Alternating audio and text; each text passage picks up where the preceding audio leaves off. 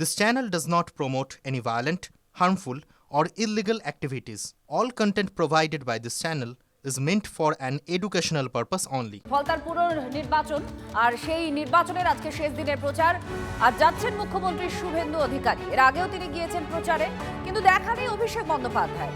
গ্রেফতারি এড়াতে হাইকোর্টে যেতে হয়েছে তৃণমূলের প্রার্থী জাহাঙ্গীরকে। দুর্নীতি আর হুমকির অভিযোগে গ্রেফতার একের পর এক তৃণমূল নেতা হচ্ছেন, কিন্তু ফলতায় গিয়ে তৃণমূল কর্মীদের পাশে দাঁড়াতে দেখা যায়নি অভিষেক বন্দ্যোপাধ্যায়কে। দলের ভেতরে এই নিয়ে প্রশ্ন উঠছে।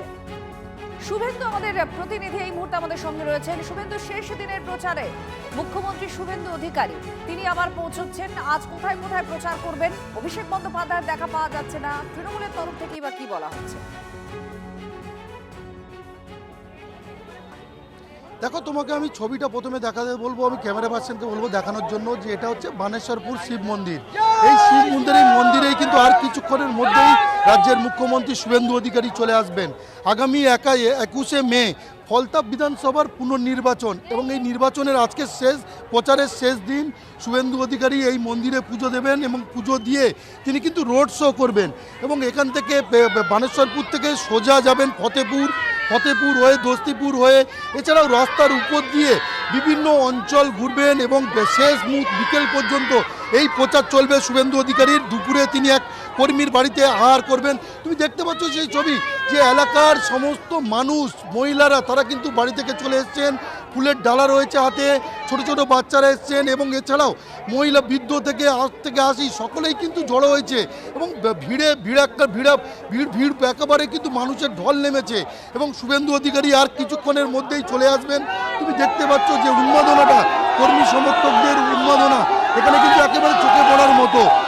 এই বিধানসভাতে কিন্তু অভিযোগ উঠেছিল যে ছাপ্পা মারা হয়েছে, অর্থাৎ ইভিএমের মেশিনে টেপ লাগানো হয়েছে এবং আতর দেওয়া হয়েছিল এবং এই অভিযোগের পর নির্বাচন কমিশন সিদ্ধান্ত নেয় যে এখানে পুনর্নির্বাচন করা হবে।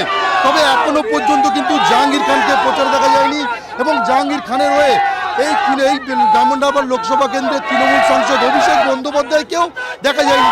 সেটা নিয়ে কিন্তু প্রশ্ন উঠছে, কিন্তু এলাকার বাসিন্দারা চেয়েছেন যে এই এলাকাতেই তারা দীর্ঘদিন ধরে ভোট দিতে।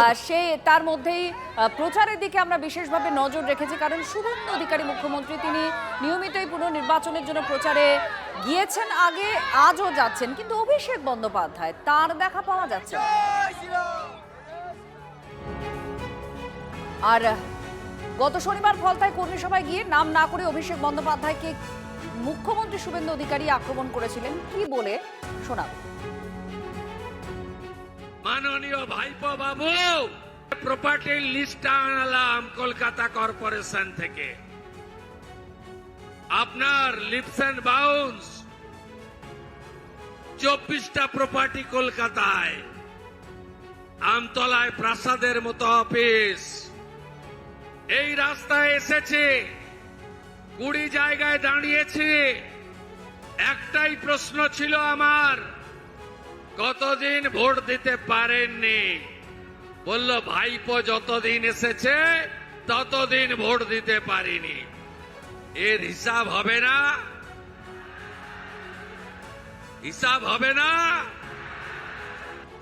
এরপরে বিজেপি রাজ্য সভাপতি শ্রমিক ভট্টাচার্য সে তীব্র শ্লেষ কটাক্ষ আপনাদের শোনাবো অভিষেক বন্দ্যোপাধ্যায়ের অনুপস্থিতি নিয়ে। শুনুন। তারা সবাই মিলে ডিজে বাজাচ্ছিল, ডিজে। আর তাদের যিনি উত্তরাধিকারী তিনি নেমন্ত্রণ করেছিলেন অমিত শাহকে। তিনি বললেন আসুন 12টার সময়, 4 তারিখ বেলা 12টায় রবীন্দ্রসঙ্গীতও চলবে, ডিজেও চলবে। রবীন্দ্রনাথ তো ওপর থেকে চমকে চমকে উঠছে। এখন অবস্থা কি? জনরোষে আক্রান্ত, পুলিশ নেই তাই নেতা নেই, কনভয় নেই তাই হুঙ্কার নেই। আমরা তো বলছি আপনি আসুন, প্রচার করুন ফলতায়।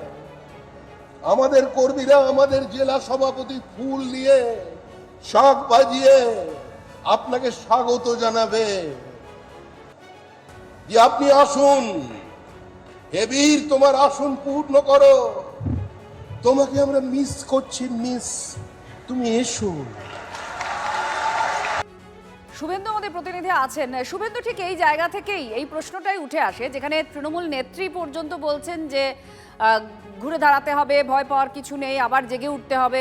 অথচ এই কেন্দ্রের সাংসদ অভিষেক বন্দ্যোপাধ্যায়, যে বিধানসভা তাকে সব থেকে বেশি লিড দিয়েছে, সেখানে তিনি পুনর্নির্বাচনে প্রচারেই আসছেন না। তো কি বলছেন সাধারণ মানুষ, ভোটাররা?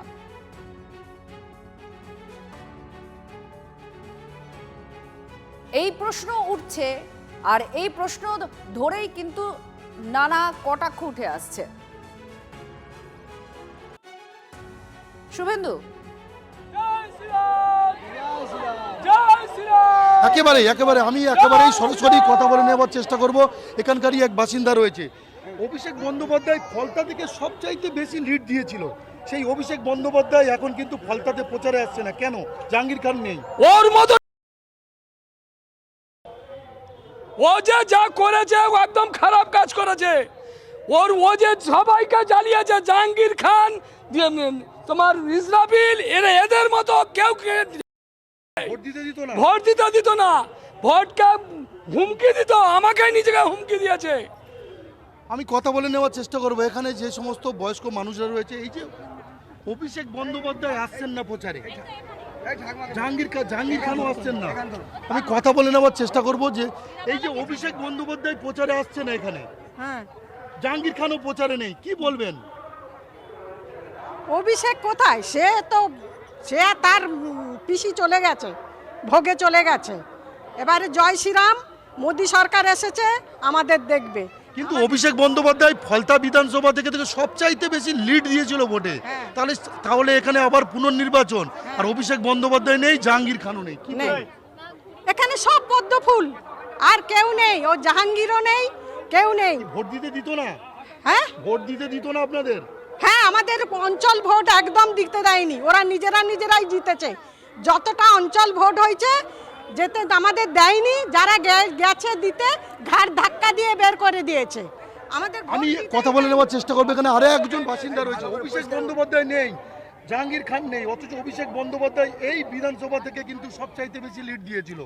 টোটালি গুন্ডা বাহিনীর দ্বারা যারা বিরোধী করতো তাদের ঘরে গিয়ে টার্নিং দেওয়া হতো, ঠেট দেওয়া হতো, কিংবা তাদের বউ বাচ্চারা যারা ধরো স্কুলে যেত, পড়তে যেত, বলে দেওয়া হতো যে স্কুল থেকে ফিরতে পারবে না।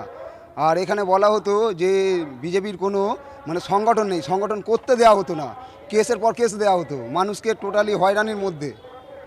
আর নেই কেন প্রচারে? নেই কেন প্রচারে নেই? ওনারা বুঝতে পেরে গেছে, সনাতনীরা জেগে গেছে, আর এখন গণতান্ত্রিক অধিকারটা ফিরে পেয়েছে।